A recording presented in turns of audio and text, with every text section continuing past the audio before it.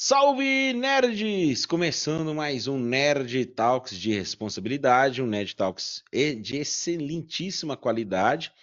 E hoje eu tenho o prazer de anunciar mais um convidado inédito para esse podcast.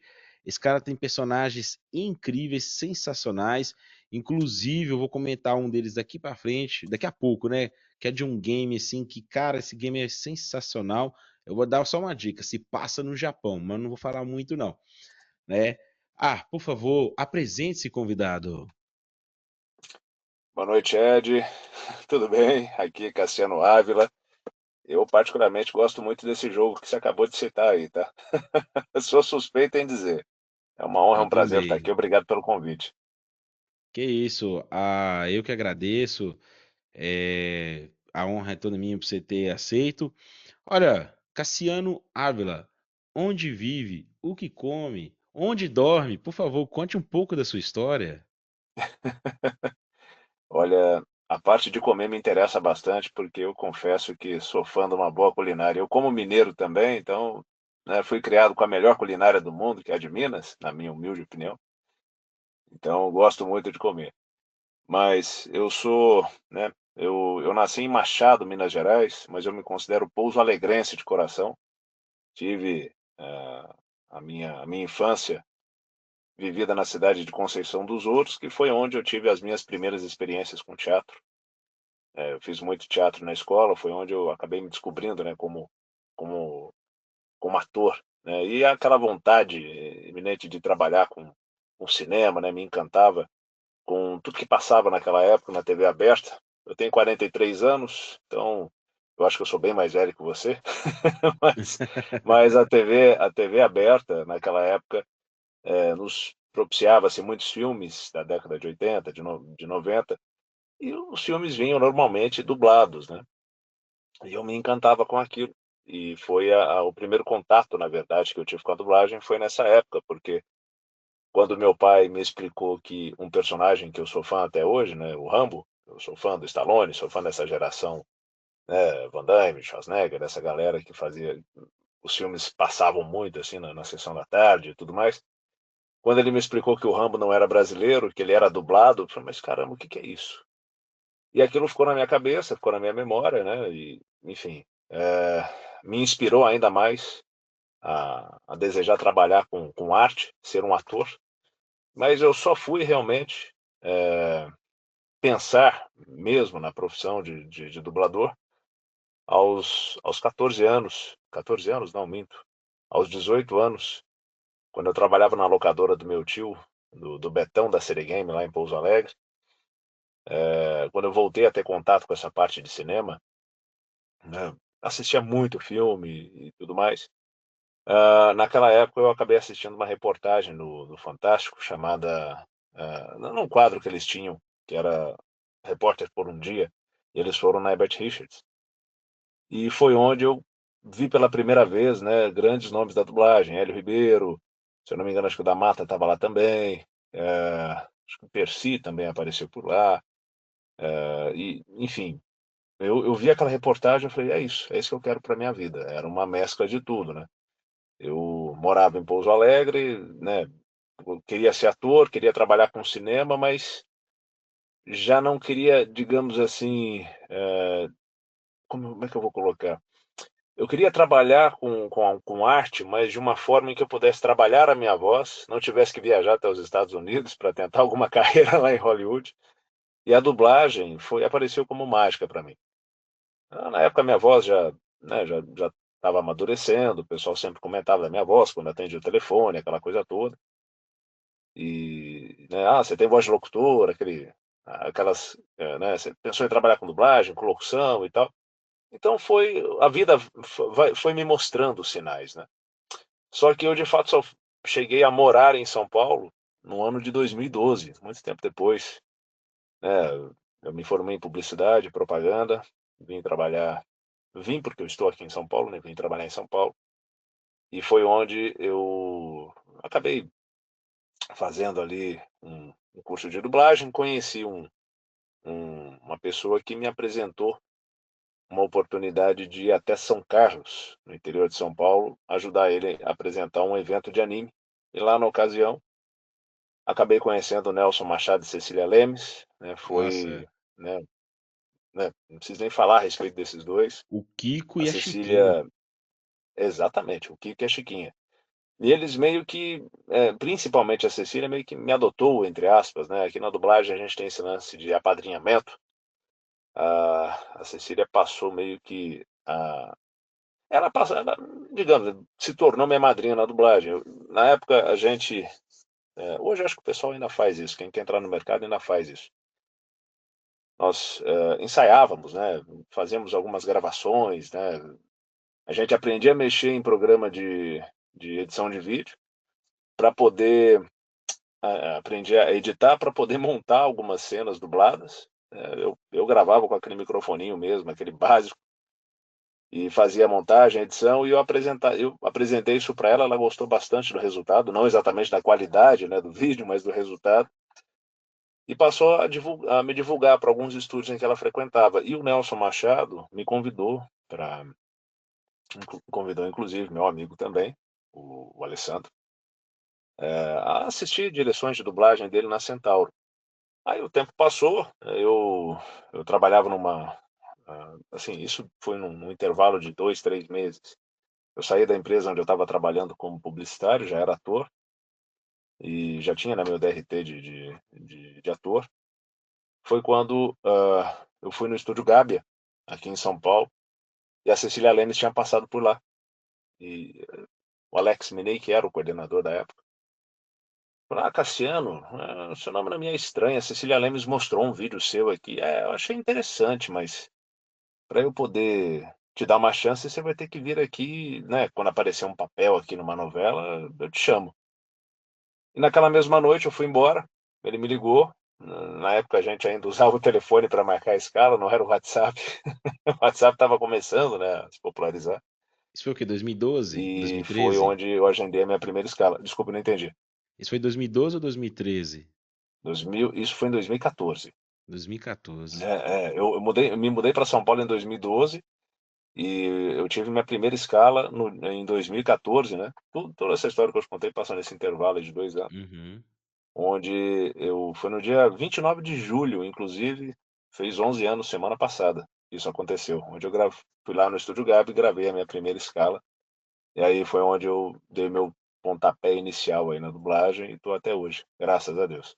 Sim, você me fez uma pergunta, eu acabei explicando, né, não, fiz um resuminho dessa minha Não, trajetória para você. eu tenho que te perguntar agora. Você citou aí o Nelson Machado e a Cecília Lemes.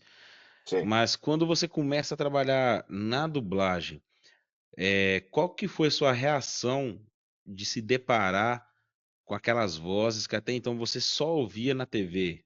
E aí você estava lá entre meio elas, presencialmente. Qual que foi a sua reação? a minha reação foi de tietagem, não vou mentir não. Eu queria tirar uma foto, queria conversar, né? Tanto que na, nessa escala, nessa escala que eu fui na Centauro, né, participar da direção, eu assisti o Tata Guarnieri, né, assisti o Paulo Porto, assisti também Angélica Santos, e eu só não assisti o Wellington Lima porque eu precisava, né, ir embora e tal, mas ele estava escalado. Por pouco eu não assisti o El Lima dublando. E Uhum. eu, assim, me senti mais à vontade para pedir uma foto, inclusive, com o Tata Guarnieri na época. Mas é uma sensação, assim, bom, eu estava, digamos, estagiando nessa época, né? Aí depois, já como profissional, já trabalhando com dublagem, né? Encontrando, por exemplo, os veteranos, o Carlos Campanile, Carlinhos Silveira, a própria Nair Silva, encontrando esse pessoal nos estúdios, você você percebe que eles te respeitam bastante, eles te tratam como profissional, e aí vira a chave, né? No sentido de, poxa, tudo bem, eu sou fã dessas pessoas, mas eu tenho que me relacionar com elas como profissional. Eu posso dizer aqui, olha, eu sou muito fã do seu trabalho, etc, etc. Mas aquela tietagem ficou para segundo plano. Uhum. Mas eu confesso que era emocionante. tá ali. Nossa, quando eu bati um papo com o Carlos Campanile pela primeira vez, eu falei, caramba, eu tô aqui com o Campanile, né? Com essa voz clássica. Eu não assisti Dragon Ball, mas ele é o, se eu não me O engano, é a voz do, Freeza. do Freeza. Ele é o Freeza e é a primeira voz do Superman do desenho animado. Então, né? Então, assim, e assim, eu conheço o Campanile pelos atores, né? Eu conhecia mais pelos atores que ele tinha dublado, né? O Clint Eastwood, o outro ator que ele fazia bastante Morgan também, o Robert De Freeman. Niro, né? As versões de São Paulo. Desculpa, não entendi. Morgan Freeman. Ele também dublou algumas Morgan coisas, Morgan Freeman. Freeman. Então, o Thor, né? Do Cavaleiros do Zodíaco. Cavaleiros do Zodíaco eu assisti tudo. Então, foi realmente emocionante, né? A primeira vez que eu conversei com ele foi demais. Assim, foi muito legal mesmo. E E, vira uma chave, né?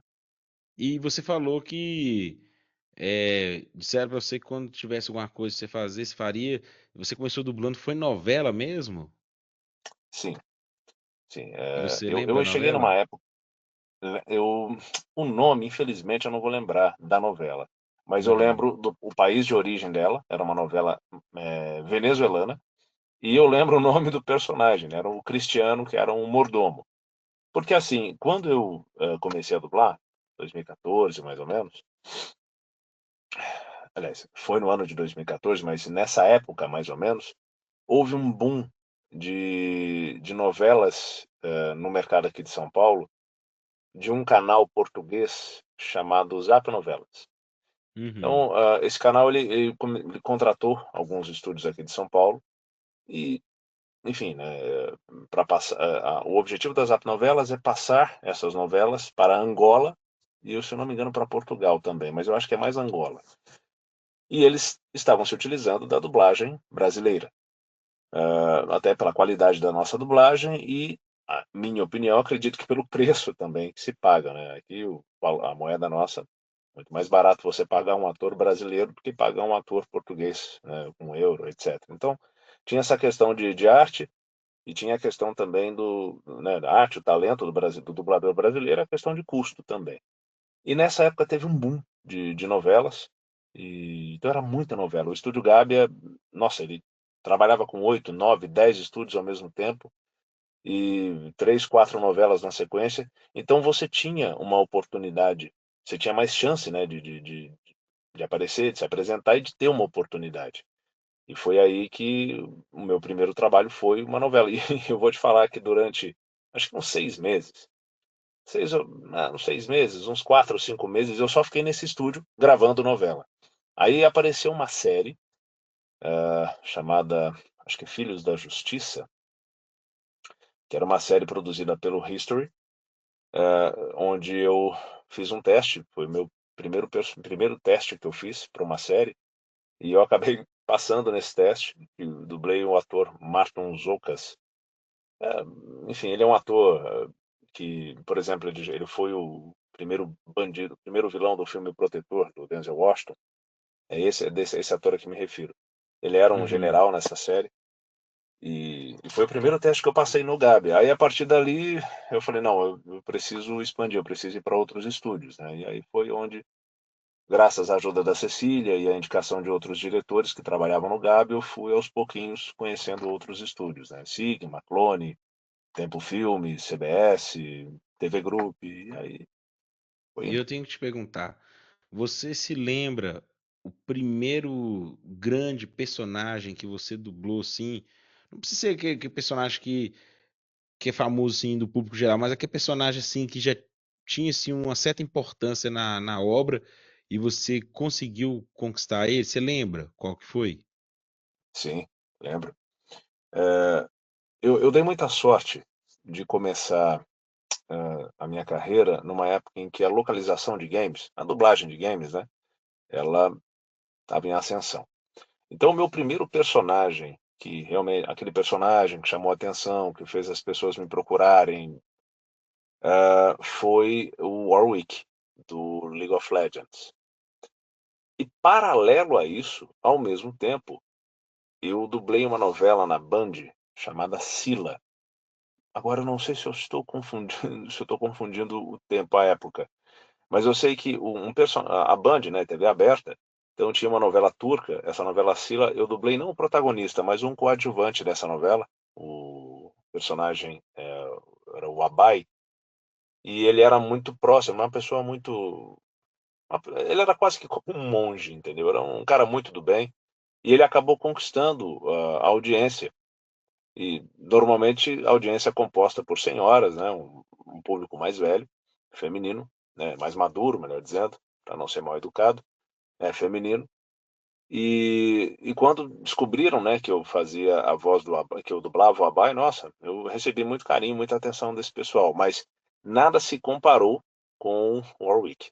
O work do Warwick foi onde as pessoas me procuraram no Facebook, grupos, né, do League of Legends, tanto que eu tenho amizade com um administrador no grupo, de um grupo até hoje. A gente sempre conversa, ele sempre me passa algumas informações a respeito do personagem, do universo de League of Legends. E foi ele, foi esse personagem, o Warwick, que eu tenho ele, nossa, em, em um espaço bem, bem marcado aqui no meu coração, digamos assim. Uhum. E deixa eu perguntar também, você tá falando dessa questão de games, de novelas. Eu vou te Sim. fazer uma pergunta aqui capciosa. Qual que é o mais fácil, ou pode ser também qual que é o mais difícil de dublar? Novela mexicana, novela turca, dorama ou novela em espanhol? Não vou falar nem mexicano, novela em espanhol. Qual que é mais difícil ou qual que é mais fácil? Olha, eu vou falar para você que a novela mexicana, para mim, ela é a mais difícil. Difícil e vou explicar o porquê. Muita gente pensaria, poxa, mas e a novela turca, né? Uma língua tão diferente, você não tem nenhuma referência ali do espanhol e tal. Hoje nós temos traduções muito boas para essas novelas. No começo, confesso, era um Deus nos acuda. Era complicado você ali, umas falas enormes em turco e você ficava totalmente perdido. O pessoal hoje, os profissionais de tradução, né, os tradutores hoje, eles conseguiram adaptar a dublagem, a tradução para a dublagem. Então, as traduções que nós recebemos hoje para novelas turcas melhorou muito. E a métrica, né, só explicando para o pessoal, a métrica é quando, por exemplo, a tradução em português, o tempo em que, por exemplo, o tempo em que o ator ele leva para dizer uma frase em turco é praticamente o mesmo tempo da frase que está traduzida no papel. A gente se dá o nome de métrica. Então, se o ator turco ele fala eu estou apaixonado por você, para uma atriz, né? O tempo que ele leva para falar isso em turco é praticamente o mesmo tempo que eu levaria para falar em português. Eu estou apaixonado por você. Então é o que nós chamamos de métrica. Então a métrica dessas frases batia sempre, sempre que tinha ponto final na frase em português, né, fazendo a leitura no meu tempo, o ator em turco também ele parava. Então ficou legal. Ficou quase que como uma dublagem em inglês. Agora, Uhum. qual é o problema da dublagem mexicana? Para mim, né? Da novela mexicana. Os atores mexicanos, a cultura deles de novelas, de produções, que nós até brincamos aqui, aquele lance do exagero, do drama, né? Tudo é muito intenso, tudo é muito falado, e assim eles articulam muito a boca para falar. Então, um ator mexicano numa cena, numa novela mexicana, numa cena, mesmo que ele esteja ali, por exemplo, eh, ele é um cara, é um mecânico, ele está atendendo um cliente e ele está fazendo uma brincadeira ali com o cliente. Então, quando ele ele está em cena, a boca dele abre muito, mexe muito, fica tudo muito articulado, muito marcado. E se você não seguir aquela articulação, não exagerar também na hora de dublar, fica falso. E aí isso acaba muitas vezes atrapalhando o ritmo, isso não deixa tão natural, uma dublagem tão natural, e isso acaba exigindo muitas vezes, diferente do turco e do coreano, que aquela palavra traduzida, ela tenha que encaixar naquela boca pela proximidade do português com o espanhol, né. Uhum. Um exemplo, né, vou falar uma frase curta aqui. Cierra la puerta, né? Tipo, fecha a porta. E aí, a palavra porta, ela tem que, no caso da dublagem, ela tem que bater ali com o puerta, né, em espanhol. Porque se você deixar em outro ponto da frase, vai ficar estranho. E aí que, por exemplo, o coreano e o turco já não exige tanto isso. Às vezes, o cara falou porta no começo da frase e no finalzinho é outra coisa, mas a boca ela bate de uma forma que não fica estranho. Então, para mim, né, toda essa intensidade da novela mexicana, esse lance da boca, para mim acaba tornando um pouco mais difícil. Fora Uhum. que eles falam muito rápido também. Nada tão rápido quanto os argentinos. Acabei de lembrar aqui. Teve umas séries argentinas que eu fui dublar que, meu Deus do céu. Séries assim em que você acha que o cara tá na metade da fala, não, ele já terminou. Então você fala, meu Deus, eu vou ter que adaptar todo o texto para fazer aqui. Mas eu E ainda, mesmo assim, eu ainda acho que a a novela mexicana é mais mexicana ela é difícil. bem mais complicada do que a turca e do que a coreana. Desculpe, eu não te ouvi. Não, mas é isso mesmo, é porque o espanhol é muito próximo do português, então dá, pelo menos para mim, dá a falsa sensação de que é mais fácil de dublar, mas você tá falando que não, que às vezes até confunde, né? Isso, isso. Assim, se você pega uma produção, uma novela venezuelana, uma série colombiana, como eu dublei recentemente, é tranquilo de fazer. Para mim, eu acredito, assim, o espanhol do México, para mim, não só o espanhol do México, mas a forma como os mexicanos fazem novela, para mim, acaba tendo esse plus de dificuldade justamente por isso, pela intensidade, pelas bocas abertas, pelo exagero, e nós não somos tão assim aqui. Nós, Aham. né, até você vê pelas próprias novelas brasileiras, existe ali, lógico, uma carga dramática, mas não é nada tão exagerado como o mexicano. Tanto que às vezes até o pessoal tira sarro, né? Ah, que dramalhão mexicano que você está fazendo, né? Sempre o pessoal tira um pouco de sarro dessas novelas, dos nomes compostos. Ah, Carlos Daniel, Violeta Maria, aquela coisa toda. Então, mas enfim, é a minha visão. Eu me dou Uhum. muito bem com novela turca. Os doramas, quando bem traduzidos também, é tranquilo de se fazer, apesar também, e que aí a gente pode colocar ah, né, a diferença das bocas. Eles falam muitas vogais, né? Muitas frases terminadas em o, a, e aí você tem que adaptar sempre o texto para que aquela boca aberta não fique com som de o. Então tem todo esse Uhum. trabalho também. Ô, Cristiano, eu tô vendo o que você tá falando, você, poxa, você em 11 anos de dublagem, você já tem muita experiência e uma Sim. boa carga na sua profissão. Além de dublador, você exerce quais atividades dentro e fora da dublagem? Bom, eu teve uma época em que eu cheguei a dirigir alguns games, dublagem de alguns games também. Né? Eu participei da direção de dublagem de um game chamado Erika para PlayStation. Também participei de, né, uma fração menor, mas do Miles Morales, o Spider-Man Miles Morales, dirigi alguns colegas naquele game. Dirigi também alguns colegas, acho que foi em Fórmula 1 2024. Eu tive algumas participações. A direção de dublagem nunca foi exatamente a minha vontade, né? Eu Uhum, acho bacana o que nós chamamos de casting, né? Você montar o casting, você escolher as pessoas, mas o processo de direção, tudo mais já não me atrai tanto. uhum, Mas é lógico, o diretor de dublagem ele é fundamental. Tive essa experiência com o game. Fora isso, eu também faço muita narração. Eu já fiz narração, inclusive, para alguns programas de programas investigativos. Dublei, narrei também documentários a respeito do Egito. Eu estou lembrando dos mais recentes, né? Já narrei documentários da BBC e fora isso já gravo audiolivros também. Eh, não gravo com tanta frequência mais, mas ano passado eu cheguei a gravar. Acho que esse ano ou ano passado. Ano passado cheguei a fazer a narração de um livro chamado Caos, que é esses romances, livros mais voltados para o público feminino. uhum. E também faço locução publicitária.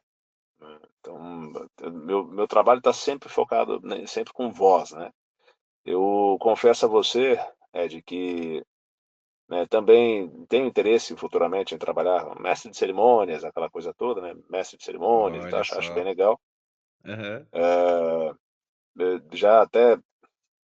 Já até sondei com alguns colegas que trabalham com isso, mas por enquanto eu tenho mais ficado nessa parte. Eu abandonei, vamos dizer assim, o meu lado publicitário, né? Como eu te falei, eu sou publicitário também, mas eu meio que abandonei o lado da publicidade. O que eu sei hoje, eu acabo utilizando mais para divulgar os meus trabalhos, me relacionar com os clientes. Uhum. Apesar de que, se você entrar no meu Instagram lá, você não vai ver muita divulgação, eu acabo não divulgando tanto meu trabalho como eu gostaria, mas eu fico nesse ciclo, né? Da voz e são as experiências que eu tenho. Uhum.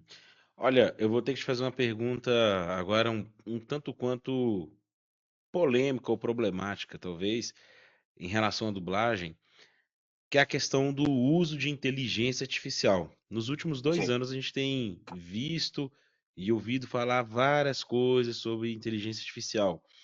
Vai tomar o lugar da dublagem que a gente ama e conhece? Sim ou não? O que que vai acontecer?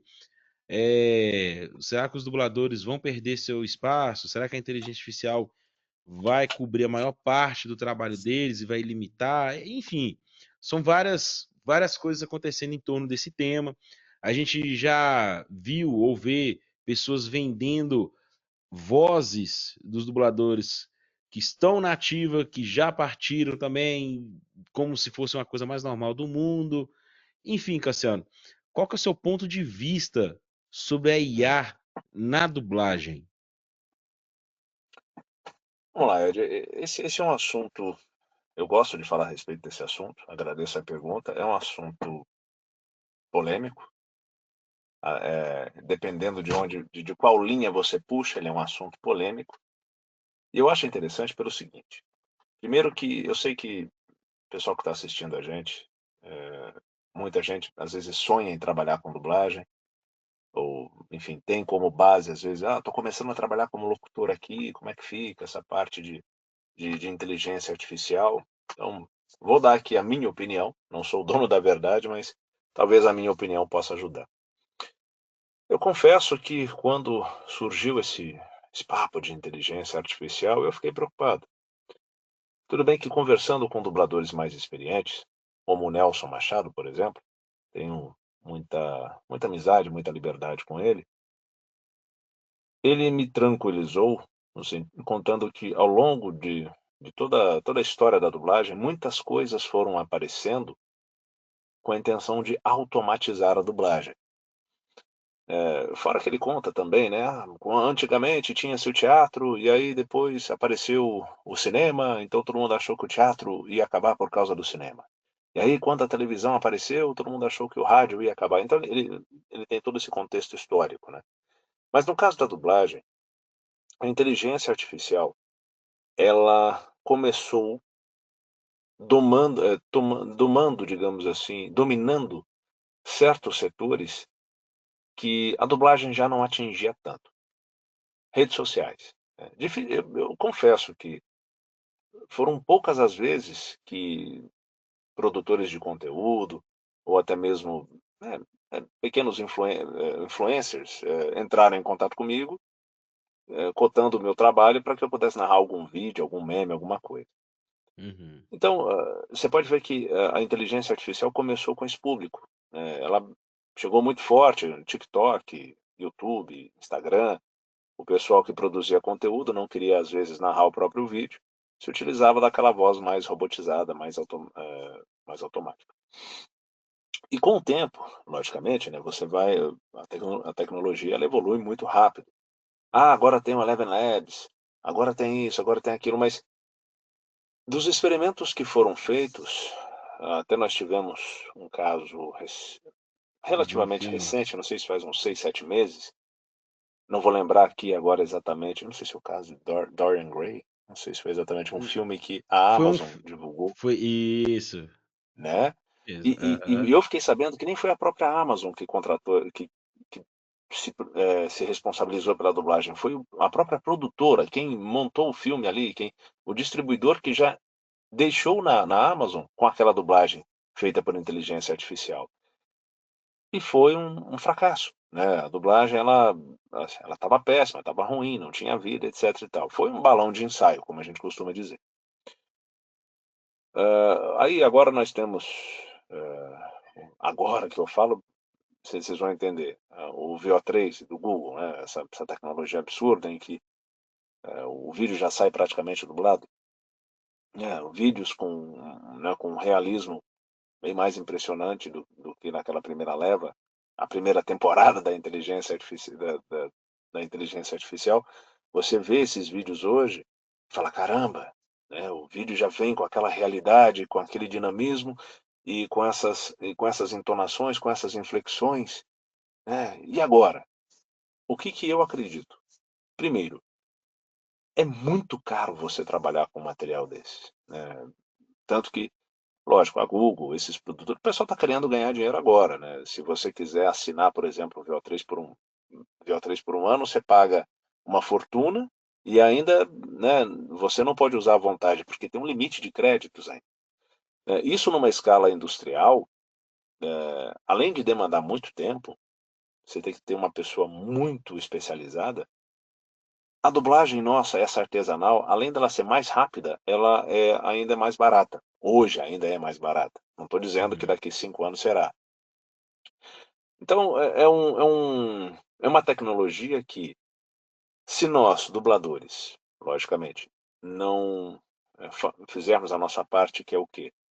Estudar formas, perdão, de preservar o nosso trabalho, né, colocar certos limites, regulamentar a inteligência artificial. Se isso não acontecer, aí é bem provável que que o nosso trabalho esteja, né, correndo esse risco de ser substituído.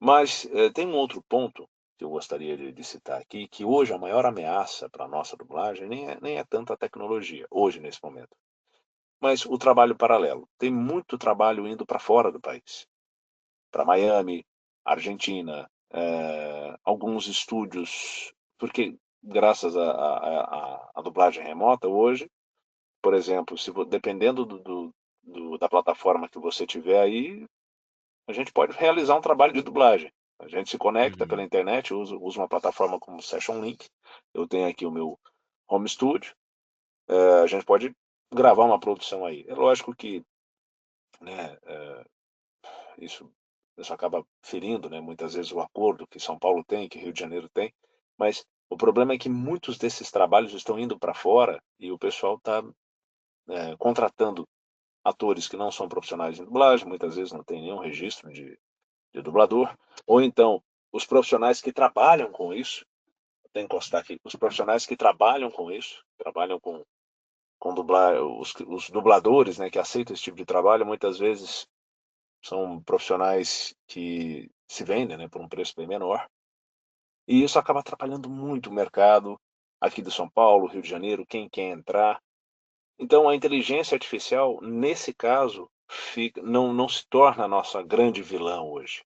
Ela é uma ameaça, ela está ali tentando os seus golpes, cada hora ela tenta um golpe diferente. A gente está buscando, né, através de uma legislação que seja justa para todos, regulamentar o nosso trabalho, mas hoje o grande vilão da dublagem é justamente esse. Esses Cara, mercados paralelos que surgiram pós-pandemia com a dublagem remota.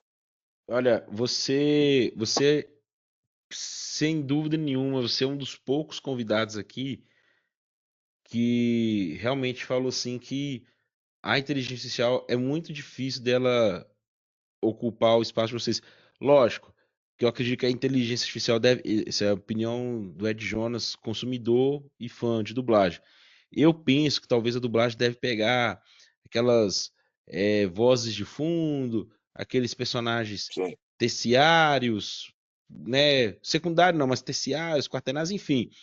Mas você me chamou a atenção para uma coisa que eu também, isso eu sempre pergunto, né? Eu já ia te perguntar e você já me deu a deixa, que essa questão aí, esse monte de estúdio, tem estúdio, porque a gente sabe que o eixo da dublagem no Brasil é Rio e São Paulo. A gente tinha sim, como referência, sei lá, 10, 20 anos atrás, a Herbert Richards no Rio e a Alamo em São Paulo. E sim, aí hoje você tem estúdio de dublagem em Belo Horizonte, você tem em Curitiba, você tem em Brasília, acho que eu não sei se tem no Sul, já me falaram que sim, mas aí eu já não sei dizer. Tem na Argentina, infelizmente eu vou ter que citar um caso aqui que as pessoas criticaram muito, que é a dublagem da série X-Pirito, que esperava uma coisa sim, de qualidade, mas a Max escorregou feio. Eu sim. assisti, digo pra você que poucas vozes ali, ou melhor, poucas interpretações ali realmente se salvam, né? E a gente tem vários N exemplos. Teve o Rei de Tulsa, do Stallone, que foi dublado em Los Angeles, Sim. chegou aqui, o pessoal reclamou, teve que redublar, etc e tal. Eu, É, inclusive, participei da redublagem nessa série do Tulsa. pois Eu é. estive lá. Cassiano, geralmente eu pergunto qual que é a sua opinião sobre. Eu geralmente pergunto pro convidado aqui qual que é a opinião desse monte de estúdio espalhado aí afora. Você já deu sua opinião, mas não existe uma lei, não existe um sindicato único, alguma coisa da dublagem que deixa ela uniforme em todo o Brasil? Ou então, tipo assim, uma lei que obriga que toda produção que entra em território nacional tem que ser dublada somente dentro do Brasil e sob aquela, sei lá, aquele nível de qualidade, alguma coisa do tipo. Não existe algo assim, não? Vamos lá. Agradeço pela pergunta. É, depois eu vou complementar a respeito da inteligência artificial, mas eu vou responder a sua pergunta primeiro. Sim, existe. Nós temos todo o estado, ele tem o seu SATED, né, que é o Sindicato dos Artistas. Vou resumir aqui, vou resumir dessa forma, o Sindicato dos Artistas. Então todo o estado tem o seu SATED. O SATED, durante um bom tempo, ele foi o responsável por apoiar os artistas, os dubladores, no que nós chamamos de acordo coletivo, que, era um acordo, que é um acordo que rege, né, as regras de dublagem, os valores entre artistas, dubladores e os donos de estúdio. São Paulo tem as suas regras e seus valores, Rio de Janeiro tem suas regras e seus valores. Mas, assim, é sempre muito próximo. Esses novos estúdios que surgiram, né, esses estúdios que surgiram em outras praças, né, em outros lugares, eles são proibidos de trabalhar? Não exatamente, né? Nós não podemos impedir que um estúdio de dublagem ele exista em Belo Horizonte se ele tiver dentro, né, dos trâmites legais. No sentido, um cara é empresário, ele pode abrir. Só que o mercado de dublagem tem, tem uma questão que é a parte de valores que você negocia com o cliente. Porque assim, esses grandes clientes eles estão acostumados a trabalhar com Rio e com São Paulo. Se existe uma praça, né, um estúdio em Belo Horizonte, o cara ele vai chegar e falar, bom, tudo bem, eu vou abrir um estúdio de dublagem, eu vou trabalhar com quem? Eu tenho mão de obra qualificada aqui, eu tenho atores que são especializados em dublagem, dificilmente eu vou ter. Vou ter algumas pessoas talentosas e tal, mas eu não terei vozes tão conhecidas, tão clássicas, eu não terei pessoas tão preparadas para trabalhar com isso. Ok, mas é o que eu tenho para oferecer para um cliente. Então, o que que eu vou fazer? Como que ele vai me dar atenção? Eu vou ter que fazer pela metade do preço, eu vou ter que fazer 40% do preço. E aí é onde, eu confesso a você, meu amigo, muitos clientes não estão interessados exatamente na qualidade da dublagem se o preço é tão atrativo assim. Aí começa, não, pô, o cara está fazendo em Belo Horizonte, está fazendo a 40% do preço, então essa produção aqui, um reality aqui, um programa de cupcake, vamos mandar para lá, ele não tem muita audiência, vamos mandar para lá, vamos ver como é que fica. E aí programas mais simples começam a alimentar esses estúdios, o pessoal acaba entregando no prazo, porque não tem, né, tanta coisa para fazer, entrega com uma qualidade ruim, mediana para ruim, e o cliente aceita, porque está pagando o quê? 40%, 30% do que pagaria para São Paulo. Então, assim, começa a entregar, porque muitos desses programas têm uma audiência baixa e o consumidor não reclama, e aí você começa a alimentar esses estúdios, e aí você começa a criar um monstrinho, que são estúdios que passam a trabalhar a um valor muito menor, que começa também a criar certos vícios de interpretação com alguns atores. Aí esses volta e meia esses estúdios começam a receber grandes produções, por exemplo, recebe um Tulsa King da Paramount, recebe uma série como X-Espírito, e, digamos, a banda vai tocando e eles vão fazendo esse tipo de trabalho. É horrível isso, né? Eu sou a favor que, né, em primeiro lugar, que a dublagem seja feita só no Brasil, por atores brasileiros. E aqui, se Belo Horizonte, se Recife, se Curitiba, se Brasília desejarem trabalhar com dublagem, não vejo problema. Só que, se Rio de Janeiro e São Paulo têm suas regras que são muito parecidas, por que esses lugares também não pode ter para que a concorrência seja mais justa? Para que a Uhum. qualidade da dublagem, né, ela seja entregue para o consumidor da melhor forma possível. Porque, veja bem, Ed, hoje nós temos, né, a dublagem remota. Então, assim, se Belo Horizonte, eu estou usando Belo Horizonte, mas nada contra BH, até porque eu sou mineiro, Uhum. mas estou usando o exemplo de BH. Se Belo Horizonte, né, seguisse, digamos, as regras de uma forma em que a concorrência fosse leal, digamos assim, se o satélite de BH, junto com o satélite de São Paulo, do Rio, se eles entrassem num acordo e Belo Horizonte fosse um local bacana para se trabalhar, por que não trabalhar remotamente com dubladores do Rio, de São Paulo?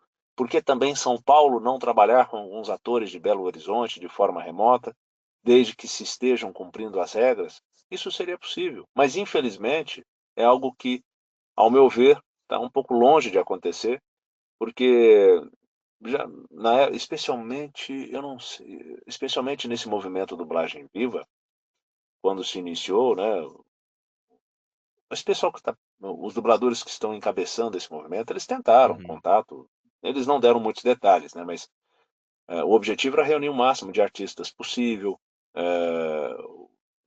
o contato com os satélites de vários estados que existem, né, que tem aí um mercado de dublagem, foi feito, mas não se chegou a algum acordo em relação a valores e mercado e tudo mais, então fica difícil. Nós não temos um órgão que regularize, digamos assim, a profissão a nível Brasil. O que pode ser feito e o que está sendo feito, graças ao movimento Dublagem Viva, nós temos inclusive, para não ser injusto, eu acho que é o nome da deputada Luciana, professora Luciana, não sei se é Luciana Cavalcante, agora o sobrenome dela eu esqueci. Mas ela está nos ajudando, uma deputada do PSOL, ela está nos ajudando bastante lá em Brasília, levando todo um projeto de lei em que a dublagem seja feita só no Brasil, por artistas brasileiros. Uhum. Enfim, nós temos isso lá, tramitando em Brasília já.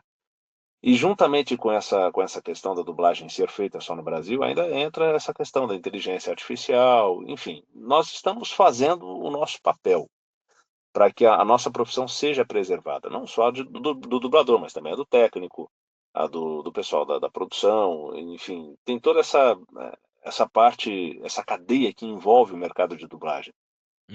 Uhum. Então, não sei se eu respondi a sua questão, se eu divaguei Não, demais. respondeu, respondeu.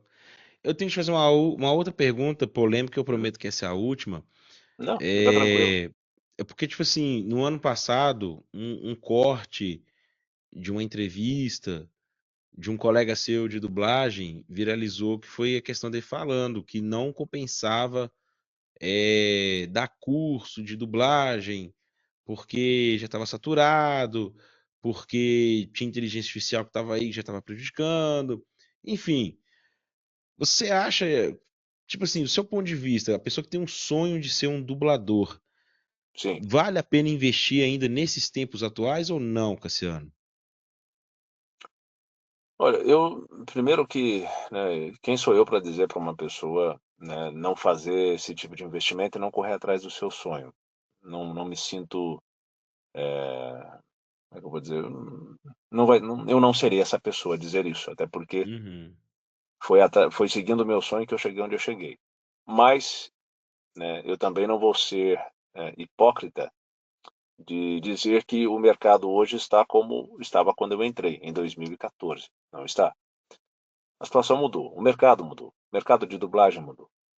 Hoje nós temos menos trabalho para mais profissionais. É o que nós estamos vivenciando. Isso não é. Porque assim, o mercado de dublagem ele tem as suas nuances. Normalmente no começo do ano, no meio do ano, assim, você pega ali janeiro, fevereiro, aí junho, julho, e aí quando está chegando mais ou menos ali para novembro, dezembro, há uma queda no volume de trabalho. Sempre, pelo menos nesses 11 anos em que eu trabalhei, nós sempre tivemos essas quedas no volume de trabalho, né? Às vezes, se você tem a sorte de pegar uma série, ou uma novela, você acaba trabalhando bem mesmo nesses meses, mas normalmente, né, são períodos em que se tinham menos trabalho. De 2023 para cá, né, logo depois, né, porque na pandemia nós trabalhamos muito, né? Muito, muito, muito. Até pela própria condição, as pessoas ficavam mais em casa, então havia necessidade, né, dos streamings renovarem toda a programação. De 2023 para cá, houve uma queda no volume de trabalho. Uma queda que foi se acentuando. Assim, poxa, caramba, estamos numa queda aqui, e depois às vezes dava uma subidinha no volume de trabalho, de repente caía de novo.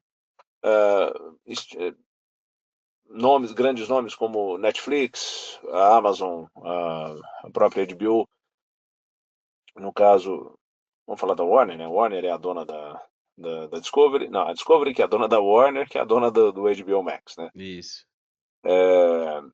Não, que a gente vai lançar uma plataforma, Discovery Plus e tal, vai ter muito trabalho e acabou que eles viram que depois daquele boom da pandemia, muitas das produções não mereciam renovação de temporada. Alguns programas foram engavetados, outros não tiveram continuidade, e aí o volume de trabalho começou a cair. E nesse tempo, muita gente aproveitou, entrou no mercado também, porque se precisou de novas vozes. E hoje nós estamos numa situação em que, eu vou falar, né, não só pelo meu dia a dia, pela minha agenda, mas eu falo pela agenda de alguns colegas também.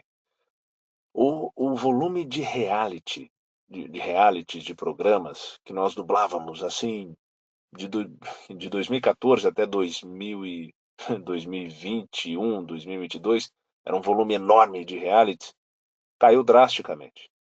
Discovery, History, eles passaram a produzir menos desses programas, a renovar cada vez menos desses programas. Então hoje nós temos um volume bem menor de trabalho. E esses realities, eles eram a vaca leiteira de muita gente. Porque assim, mesmo no mercado de dublagem, não é todo mundo que está sempre dublando o protagonista, o adjuvante. Você sabe que dentro do mercado tem uma categoria que acaba pegando, né?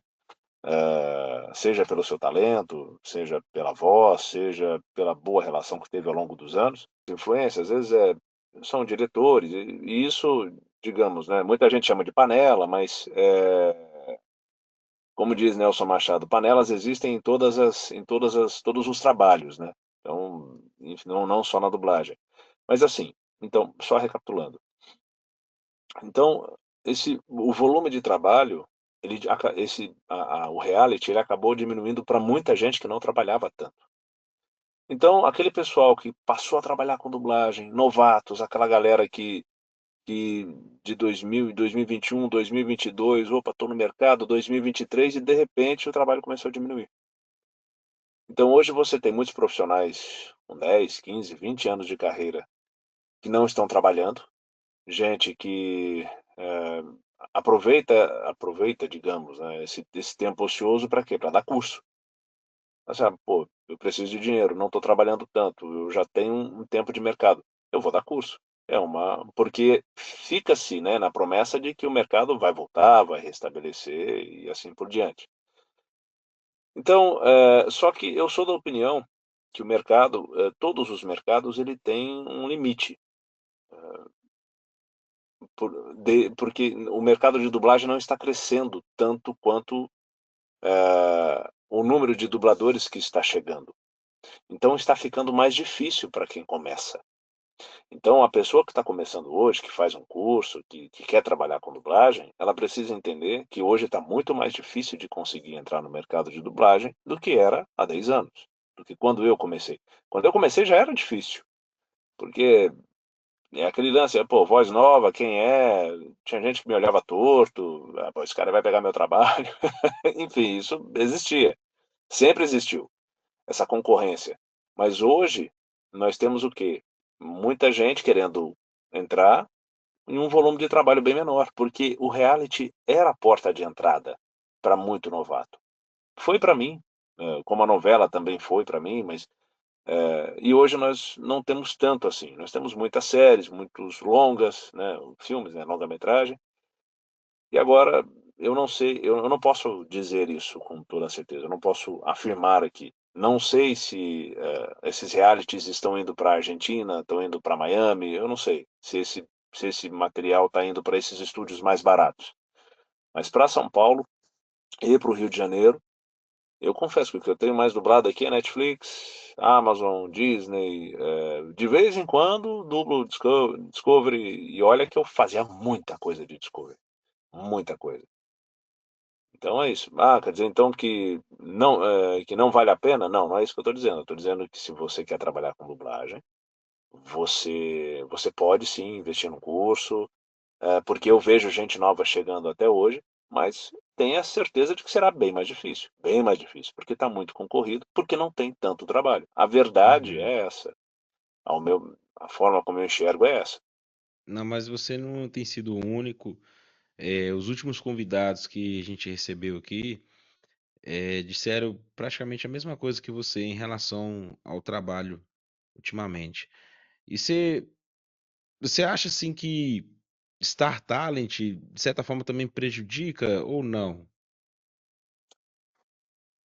Olha, o Star Talent, aí nós temos aí casos e casos, né? Porque essa é uma opinião, né? Por que que, por que que se tenta o Star Talent aqui no Brasil? Porque é uma forma de você copiar o que os americanos fazem. Você pega, por exemplo, essas animações e muitas e quando uma animação, né, a voz original é feita nos Estados normalmente nos Estados Unidos, eles chamam celebridades hollywoodianas para dar voz. Você pega vou dar um exemplo, o próprio Shrek, né, onde você tem o Mike Myers fazendo a voz do Shrek, Uhum, você tem o Ed Murphy fazendo a voz do burro, e isso chama a Cameron Diaz, se eu não me engano, acho que é a Fiona. Então, isso chama muito a atenção do público, né, pelo menos lá, né, nos Estados Unidos. E eles tentaram trazer isso para cá. Só que muitas das apostas, muitos dos nomes que eles cotaram não deram muito certo. O caso clássico do Luciano Huck, né, onde se comenta até hoje da péssima dublagem. Você pega, por exemplo, a Peach no game Mortal Kombat, mas você tem também casos muito interessantes, como o próprio Selton Mello, se não me engano, a Nova Onda do Imperador. Você tem também, se não me engano, acho que nesse mesmo filme, a própria Marieta Severo, Marieta Fernanda Severo. Montenegro também já fez uma participação excelente, Chico Anísio em Up, Altas Aventuras. Então você tem exemplos do que deu certo, né. Tempos atrás eu vi um filme de cachorro, se eu não me engano, que foi dublado por comediantes do stand-up aqui no Brasil. Eu não assisti o resultado, eu não vi. Você tinha ali o Fábio Rabin, você tinha o Thiago Ventura, eu não sei como ficou, né. Eu imagino que não tenha ficado tão legal a dublagem, mas você tinha o Wendel Bezerra como o protagonista ali. Agora, eu encontrei recentemente o Rodrigo aliás, se tem um cara que eu sempre encontro nos estúdios é o Rodrigo Lombardi, né, e o Rodrigo Lombardi, ele, além de ser um bom ator, ele é um bom dublador também. Então é um cara que Uhum. não atrapalha o mercado, assim, nós poderíamos ter um outro dublador no lugar do Rodrigo Lombardi? Sim, poderíamos. Mas eu acredito que o Rodrigo Lombardi ainda leva as pessoas para o cinema, né. Assim como no caso de Divertidamente, você tem, aquele mesmo elenco de celebridades que deu voz aos sentimentos, né. Aí agora recentemente nós tivemos Tata Werneck, nós tivemos, aí agora já tem alguns nomes que eu não vou lembrar, me perdoem. Mas você tem ali, né, o Otaviano Costa, que já participou do primeiro longa, a Catiúcia, um pessoal que acaba levando o público, né. Mas o Star Talent, desde que ele seja realmente, ele consiga se encontrar na dublagem, Eu acho que isso vai se manter. O problema é você colocar, né, um youtuber ali para fazer alguma participação, né, e, enfim, botar o Whindersson Olha, Nunes para dublar Jack Chan, então é poxa, aquilo complicado, né. ali, eu não queria tocar no assunto, aquilo ali foi dolorido, viu? Foi de É, doer, né, foi de doer. eu falo assim, quem teve a ideia estava errado. Agora, a pessoa aceitar tá mais errado ainda, porque é senso, poxa, Exatamente, questão de senso, questão de senso. exatamente. E, cara, e ainda eu vou citar mais um, já para complementar essa lista, que é o Roger, do Traje Rigor, que Nossa, é dublou verdade, do Battlefield, o né, se eu não me engano? cara, aquilo ali também foi de doer, sério mesmo. Foi. Olha, eu não gosto de jogo de tiro, o único jogo de tiro, assim, que eu achava legal era Black. Quando eu decidi dar uma O Black chance, Dragon. pois é, e eu não entendo como é que esse jogo não teve um remake, uma continuação, mas quando eu resolvi dar uma chance, eu adquiro justo essa versão com a dublagem do Roger. Meu Deus do Hum. céu.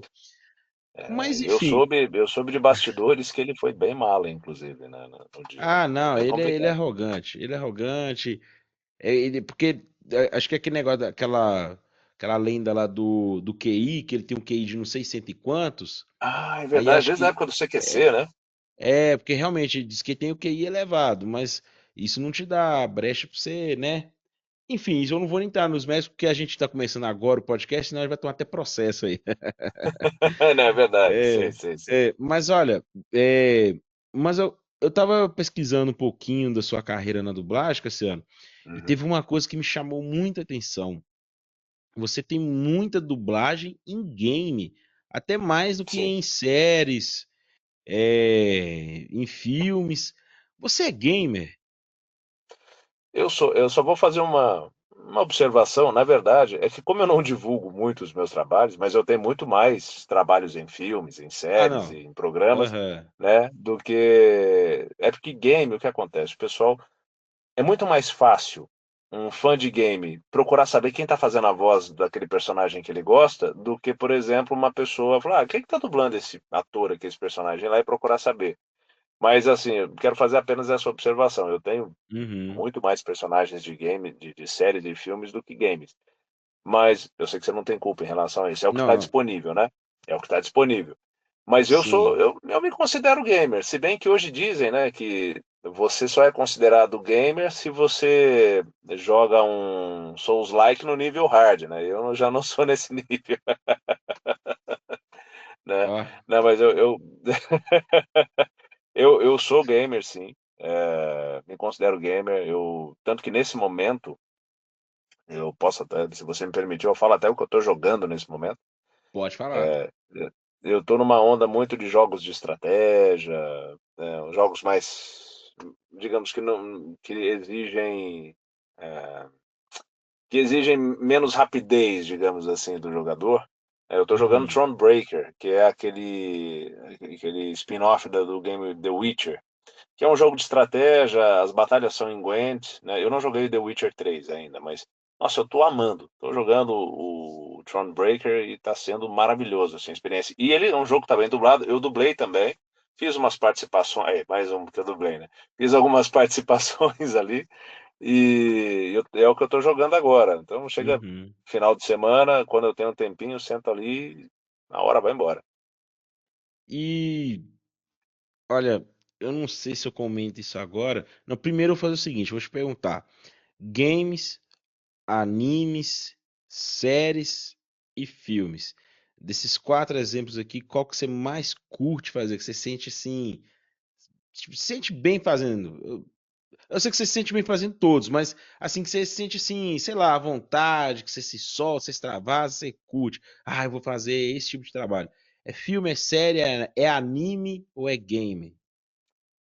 Eu posso colocar no mesmo nível game e filme. Game e filme. É, assim, apesar de que game é uma forma, você tem uma técnica diferente, né, de dublar ali, o processo ele é um pouco diferente, mas o filme, especialmente quando eu pego um personagem grande, um protagonista, né, aquele lance do começo, meio e fim, eu gosto bastante, sabe? Eu gosto porque o filme é muito mais fácil as pessoas assistirem um determinado filme do que assistir determinada série. Então, porque na minha cabeça, né, não sei se eu estou certo em relação a isso, mas nem todo mundo tem a paciência de acompanhar, de maratonar uma série, mas consegue sentar 2 horas, até 2 horas ali para assistir um filme. Uhum. Então, e eu inclusive sou uma pessoa assim, eu sou de assistir filme. Série só se a série for muito boa. O lance do anime, então é game e filme, respondendo a sua pergunta. O anime, né, poxa, mas anime não?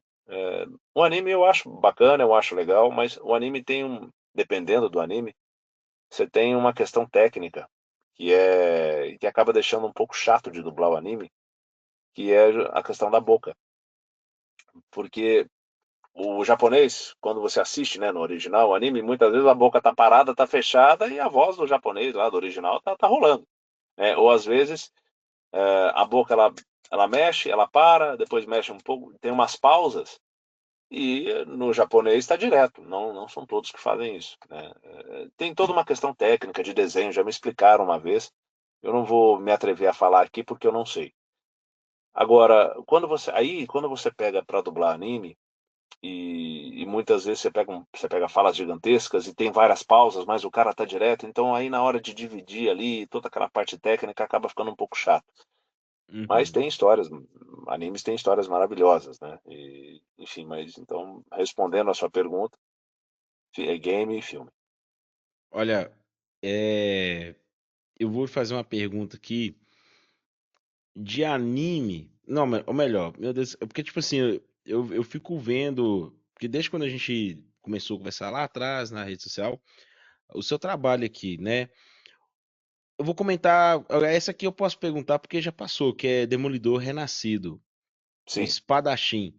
Será que. Como é que foi dublar esse personagem? Você acha que ele vai ter mais destaque nas próximas temporadas? eu acredito que sim, eu acredito que ele vai voltar com um pouco mais de destaque na próxima temporada. Isso é um palpite, porque o problema é que se eu for falar da série que eu vou dar spoiler, né? Eu não sei se eu posso. Não, tá liberado, a série já Tá passou. liberado? Pode, pode. Porque você vê que no final da série do Demolidor, né? O objetivo ali, né? Os vigilantes, eles estão todos presos ali, mas se eu não me engano, o Justiceiro ele se solta e eu acho que o Demolidor também, né? Se eu não me engano. Ou é só o Justiceiro? E eu acredito que todos ali vão se unir contra o Rei do Crime. Então eu acredito que vai ter uma participação maior, sim, do Uhum. Espadachim. Eu torço para que tenha mesmo, porque eu Tomara. gosto de dublar ele. Esse ator, você já tinha dublado ele em Better Call Saul? Não, quem dublou foi o outro colega, se eu não me engano, acho que foi o Alfredo Rolo. Mas É porque eu. depois, Uhum. recentemente, eu dublei ele num filme também, lá na Dublavídeo, inclusive. Mas agora Sim. de cabeça eu não vou lembrar o nome. É, olha, a gente viu que uns anos atrás, a gente viu uma coisa muito bacana que foi o Isaac Badavi tendo um encontro com o Hugh Jackman lá no The Noite. Sim. Você já se encontrou com algum ator, alguma celebridade assim que você dublou? Ou se não, quem que você gostaria de encontrar pessoalmente e falar assim: Olá, meu nome é Cassiano Ávila, eu sou sua voz aqui no Brasil? Eu não cheguei a encontrar, mas eu tive uma experiência, graças a uma fã, né, a Elo, eu, eu tive uma pequena proximidade com o Daisuke, que é o ator que faz o Jin Sakai de Ghost of Tsushima, né? Ele que deu toda o Jin Sakai é ele, né? O rosto dele, os movimentos dele, a voz dele. E numa live que ela estava participando com ele, ela comentou, né? Falou, você já ouviu a voz, né, a sua voz em português do Brasil e tal, nós gostamos muito aqui, o dublador é o Cassiano Ávila, papapá, ela falou de mim para ele. E ele falou que tinha ouvido sim, que tinha gostado bastante do meu trabalho, que a versão portuguesa tinha ficado muito bonita, né, e aquilo me deixou muito feliz. Ele seria um ator que eu gostaria de conhecer, porque o Jin Sakai ele tem um papel muito importante na minha vida, na minha carreira. Assim, é o trabalho dele que eu tive a oportunidade Uhum. de fazer uma versão, né, brasileira. Então, o trabalho dele influencia diretamente no meu, então isso é muito importante. Então, ele é um ator que eu gostaria muito de conhecer.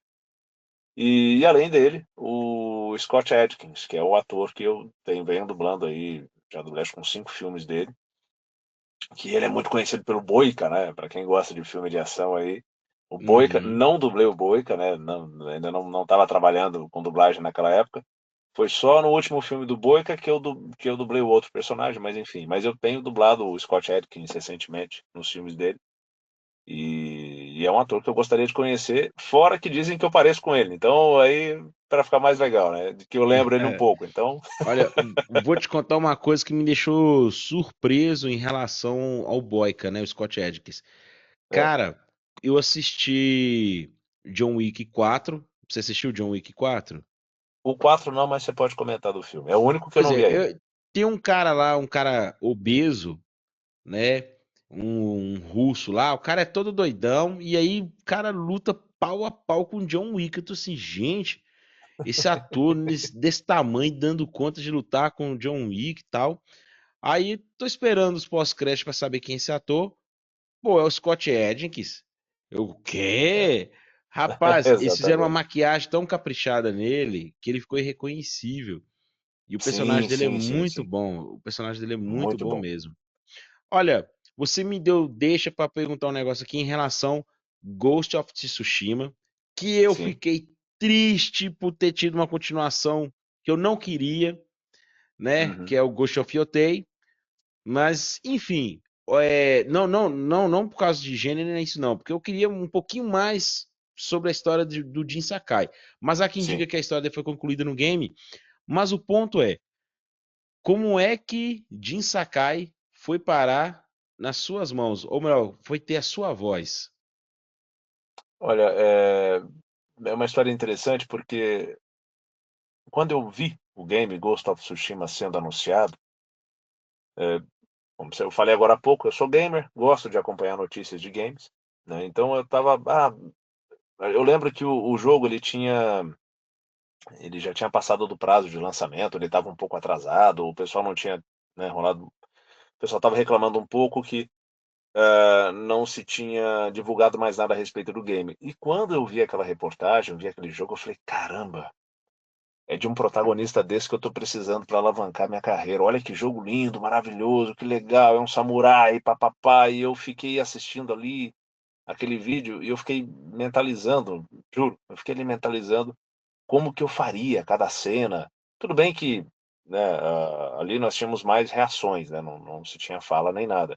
Mas eu fiquei mentalizando ali. E pouco tempo, assim, passou-se um tempo, eu fui fazer uma escala na Unidub, e depois, ao término da escala, o diretor me informou: "Ó, você pode ficar um pouco aí, tem um teste de game para você." Eu falei: "Posso", né, estava com a agenda livre, já tinha encerrado. Aí ele falou: "Só que você vai gravar separado com o técnico lá no estúdio de baixo e tal." Eu falei: "Beleza." Fui lá, comecei a ler o roteiro, como eu sempre faço, e normalmente, rapaz, essas grandes produções, eles não passam quase nada de informação. Tipo, é o que tá ali, você vai fazer o que tá ali, o que eu posso te dizer é que o cara é um samurai e acabou. Tá, no máximo é isso.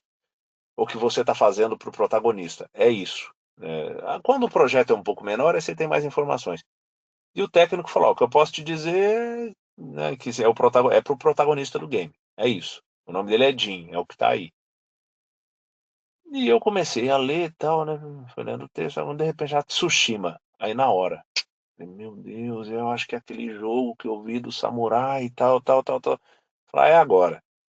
Falei: "Quanto tempo eu tenho para gravar?" "Nós temos aí uns 15 minutos." Eu falei: "Eu vou usar todos os 15 minutos que eu tenho aqui." E aí eu ouvia ele, passava e, né, e imaginava como era. Eu cheguei a gravar, hã, aí eu vi, falei: "Não, vou mudar isso." Enfim, foi, assim, foi o teste da minha vida, vamos colocar ali, o teste que eu mais me dediquei até aquele momento, durante toda a minha carreira. E eu fui indicado pelo, né, como chegou até mim, foi uma indicação do Pedro Alcântara. Ele tinha me indicado para fazer o teste. E depois, depois de todos os testes, o Pedro me contou isso depois, que o teste que ele mais gostou, que ele, né, enviou para o cliente foi o meu, de todos os que tinham feito. E aí nisso, cara, chegou na minha mão, o Dinho, eu não acreditei, achei, nossa, fantástico. Logo o pessoal já estava: "Ah, vamos agendar aí." 20 horas de jogo, 30 horas de jogo, para agenda, aquela coisa toda. Isso foi em 2019. E, né, aí teve todo o lance da pandemia, mas enfim, eu já vou acabar entrando no outro assunto. Mas foi assim que chegou, cara. E eu falei, caramba, o que que é? Muita gente fala, né, do universo, aquela coisa toda, da força do universo e tal. Tem gente que não acredita, mas eu tive uma prova. Foi Deus e toda essa vontade de fazer o personagem. Poxa, Cassiano, eu comecei a jogar o game, um colega meu me incentivou muito, aí coincidiu de eu começar a jogar ele e estrear aquela série lá, Shogun, não sei se você Ah, viu sim. ela. Não, não E vi aí, ainda. cara, não viu, a série é boa. E aí, enfim, cara, e agora parece que deu essa febre agora de Japão feudal, porque a Ubisoft lançou recentemente Assassin's Creed Shadows e Sim, tals. E olha, eu torço para que a Sucker Punch lance uma sequência do Jin Sakai. Lançou o Ghost of Yotei, não posso dizer nada sobre o jogo, não joguei, não procurei também saber não. porque não me chamou a atenção. Mas, cara, sua voz no Jin Sakai foi assim, ó. É a versão brasileira. Se ele falasse português, era sua voz sem tirar e nem pôr. Obrigado, cara. Sério, e eu Obrigado. torço de Obrigado. coração, tô falando assim que você há de encontrar pessoalmente a voz original dele e vocês tirar uma foto, ter um registro numa CCXP da vida, ou talvez até aqui em Rapaz. Goiânia, vai saber. Vai saber, né? Vai Ele é muito saber, né? acessível. Parece que ele é um cara bem acessível. Sim. Eu tenho que te perguntar rapidinho aqui, a gente tá chegando no final Pergunte. da nossa live, infelizmente, em relação a Naruto, você dublou também o Kisame, não é isso? Sim, Como é que o sim. Kisame foi parar nas suas mãos? Rapaz, olha só. O Ksami foi muito doido, porque eu não esperava, né, ter essa oportunidade de dar voz ao Ksami. Eu vou ser muito honesto com vocês. Não que eu não goste de anime, não é isso. Mas depois de Cavaleiros do Zodíaco, que eu assisti praticamente tudo, os filmes, etc. Eu também assisti Death Note, assisti Fullmetal Alchemist. Eu acho que eu devo ter assistido assisti algumas coisas de Dragon Ball Z, depois eu parei de assistir anime. Mas não, é mais pela questão da correria do dia a dia mesmo, e, enfim, questão de acesso. Mas eu já sabia do peso de Naruto.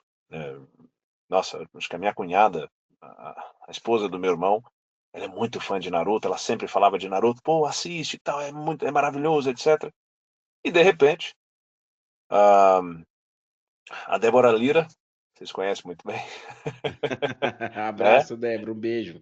Né? A Débora, grande, queridíssima Débora Lira, veio conversar comigo. Falou: olha, nós estamos aqui com Naruto, e, e o personagem que o Kisame, que é feito, né, pelo Armando Tiraboski, ele vai aparecer. Só que o Armando Tiraboski, né, não trabalha aqui nesse estúdio. Eles têm as questões deles lá que não vem ao caso, né? Não convém eu dar Uhum, detalhes aqui. Ele não trabalha aqui nesse estúdio. Eu não lembro se ela tentou contato com ele, essa parte eu já não sei. Aí uhum. eu imagino que tentaram contato com ele e ele não aceitou trabalhar. O cliente foi informado de que teria que substituir. Então, ela me escalou para que eu pudesse, né, dar voz ao nosso querido Kusami. Só Uhum. que aí que tá. A versão que foi disponibilizada para que, né, a dublagem fosse feita foi a versão em inglês. Então eu não estava ouvindo, porque o Naruto ele é um anime japonês, correto? Ou eu estou falando uma besteira aqui? Não, isso mesmo, ele é japonês. Ele é japonês. Uhum, Então assim, e eu estava ouvindo o dublado em inglês. E eu pensei comigo, poxa, eu não vou fazer. Eu perguntei inclusive para o técnico, que é muito fã de Naruto, eu falei, cara, como que o Tiraboschi fazia, né? Ele falou, ele utiliza, né, o Kusami era com a voz dele mesmo, era a voz do próprio Tiraboschi, ele não impostava nem nada. E eu quando não conheço um personagem, alguma coisa, eu vou muito pelo que eu ouço no original. E o inglês, né, a musicalidade do inglês é o que a gente chama de canastrona, que é aquela coisa meio, né, com um ar de maldade na voz e assim. uhum. E no inglês estava desse jeito. Eu falei, bom, eu não vou imitar o Tiraboschi, em respeito ao trabalho dele, né? E porque também eu acho que não vai ficar tão legal, então eu vou seguir o que o original, o que o americano está fazendo aqui. E foi onde aquilo que você, se você assistiu hoje, o Sammy, né, dublado por mim, você e colocar a versão americana, você vai ver que é a mesma coisa, só que em português. Eu segui o americano. Se eu tivesse ouvido o japonês, provavelmente eu seguiria o que tinha sido feito no japonês. Uhum. Então teve essa experiência, né? Para mim é uma honra, logicamente. Aham. Eu sei que fã não gosta de troca, né? Ainda mais nesse tipo de situação, mas eu recebi alguns elogios, alguns comentários legais, muita gente gostou, e é isso. Eu particularmente gostei. Só para o pessoal que tá com a dúvida, aí você pode dar uma palhinha do Kisame? Como é que o Kisame fala na sua versão? Ed Jonas, eu agradeço por você ter me chamado aqui, mas eu confesso que eu não tenho muita paciência em ficar em ambiente fechado como esse. Eu já tô querendo vazar, sabe como é? Sensacional. Olha, Cassiano, a gente está chegando no final da nossa entrevista, infelizmente. Uhum, Mas antes da gente encerrar, eu gostaria de te pedir umas duas coisinhas aqui, talvez até três. Eu já estou te pedindo até demais, uhum. mas para a gente concluir. A primeira, você você falou aí Pode que falar. tem duas pessoas que te seguem, que Sim. sempre estão acompanhando suas lives. Se quiser mandar um abraço para elas aí, sinta-se à vontade, né? Você quer Bom, fazer? sim, sim, claro. Eu quero mandar um abraço especial para Luane, para Lô, né, que são pessoas que sempre acompanham meu trabalho.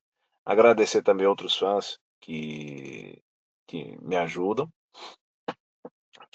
me ajudam, né, que me orientam, que é a Luciana Kenupi, eu tenho também o meu querido amigo Danilo. Tem um pessoal que agora é que o pessoal se apresenta muitas vezes como nickname para mim, então aí eu não consigo lembrar. Mas é uma galera que me acompanha, e eu quero mandar um abraço a todos eles. Me desculpe não ter lembrado o nome de todo mundo, né? Mas quero mandar um abraço especial também para o Galileu Faria, que é Uhum. um rapaz que está despontando na dublagem também, uma pessoa muito querida. Sempre que pode ele me Queremos, acompanha, queremos né? você aqui, viu, E enfim, Galileu? Queremos você é. aqui. E o Galileu, ó, o Galileu tá dublando muito pro Rio de Janeiro, né? Participou inclusive do filme do Superman, já dublou aí Kung Fu Panda 4. Ele tá Ó, começando na dublagem, mas já tá com uai. projetos bacanas aí, Vem né? aqui pro Nerd Talks, vem falar do seu trabalho, da sua carreira aí, rapaz. Portas E ele é abertas pra mineiro, é você. de Cachoeira de Minas, viu? É de Cachoeira de Ah, Minas, não. sul de Nós Minas. vamos ajeitar isso. Você vai ajudar a gente aí que a gente vai trocar uma Vou, ideia com vou. ele. É um cara muito bacana, merece. Então, vou mandar um abraço né? Um abraço para todos eles Uhum. e para quem mais está nos acompanhando aí. Sim. Cassiano, eu vou te pedir um favorzinho. Peça. É, Primeiro, eu gostaria de propor um desafio. Como é que seria um encontro do Kisame com o Jin Sakai? Como é que você acha que seria? Os dois vão ali, vão duelar. Um é ninja e o outro é samurai, né? O que que você acha que É rolaria verdade. entre eles ali? Olha, eu só quero lembrar o nome da espada do Kusama é Samihada, Samihada? Como chama a espada dele? Ih, rapaz, pera aí que nós vamos olhar aqui com a produção agora o nome da espada aqui para não fazer feio. Enquanto isso, eu quero depois também pedir, né, se for possível, de Sakai mandar um abraço pro Jonathan Pardal, Uhum. é, e pro Eric Almeida, porque são fãs, ambos os dois zeraram aí Ghost of Tsushima, sei lá, acho que 3 ou 4 vezes, pelo amor de Deus. É Samehada, Como? Samehada, Samihada, a aí, ó. Samehada. É, O Jin então, Sakai quais e o Kisame. quais os nomes dos fãs? Desculpe, Ed. Não, o Jonathan Pardal e Eric Almeida. Tá. Jonathan, Jonathan Pardal e Eric Almeida. Aqui é o Jin Sakai. Primeiro eu quero falar com vocês. A jornada do samurai, ela não é fácil. Ela é cheia de decisões importantes. E a decisão de vocês em seguir o caminho do fantasma com certeza deve ter mudado a vida de vocês. Vocês são honrados. Sigam o caminho e não se esqueçam. Sempre, sempre a batalha será por Tsushima. Ei! Que papo é esse de Tsushima? Quem é você? Samurai estranho. Mas quem é você? Eu nunca vi uma figura como essa. Eu sou Kisame. E essa é a Samihada, a verdadeira espada. Agora, o que um samurai faz aqui? Afinal de contas, eu sou um ninja. E ninjas não se dão muito bem com samurais. Eu evito qualquer tipo de conflito, especialmente com pessoas que eu não conheço. Mas se você insistir, caro Kisame, eu vou te mostrar não somente o caminho do samurai, mas também o caminho do fantasma. Interessante. Vou pensar melhor. Sensacional.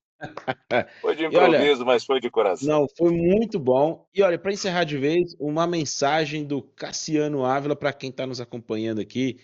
Uma mensagem para as pessoas que estão assistindo, que querem realizar seus sonhos, seja qual for ele. Qual mensagem que você deixa para a gente?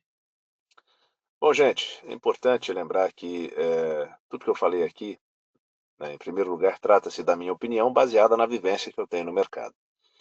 Então, eu acredito que você que queira trabalhar com dublagem, a primeira coisa que você tem que ter em mente é que amar a dublagem tem que ser o pontapé inicial da sua jornada, né? Quando você pergunta às vezes para as pessoas, mas o que eu tenho que fazer, né, para trabalhar com dublagem? Muitas vão dizer, você tem que ser ator. Na minha humilde opinião, em primeiro lugar, você tem que amar a dublagem. Por quê? Porque você, durante a sua jornada, você vai ter muitos desafios, né? Você vai ter que, primeiro, enfrentar o mercado que está cada vez mais difícil, porque nós estamos numa fase difícil, mas eu acredito que essa fase ela vai melhorar, ela vai mudar. E em segundo, porque assim como qualquer profissão, você talvez possa se deparar com caminhos não tão legais. E às vezes na ansiedade, né, de querer ter seu nome ali num dubbing card, num anime, ou, né, de ser famoso, entre aspas, né, poder divulgar o seu trabalho no Instagram, às vezes você pode seguir por caminhos tortuosos não tão legais. Então a minha dica é a seguinte: procure sempre fazer o que é certo, procure se orientar e aprender com pessoas que você respeita, com profissionais, né, que são renomados, profissionais que você admira, que têm um trabalho legal. E procura sempre, sempre, sempre se apresentar de uma forma humilde, paciente e resiliente. É a dica que eu tenho para vocês, tá? Então, e fica um abraço, né, para os fãs de dublagem também, mesmo que, né, os fãs que não querem trabalhar com dublagem, mas o amor que vocês têm pela nossa profissão, pode ter certeza que é o que ajuda a manter ela viva, tá? Então, muito obrigado, um abraço a todos. Perfeito. E para quem quiser te seguir nas redes sociais, acompanhar o seu trabalho, quem admira o seu trabalho, como é que faz para te encontrar, Cassiano?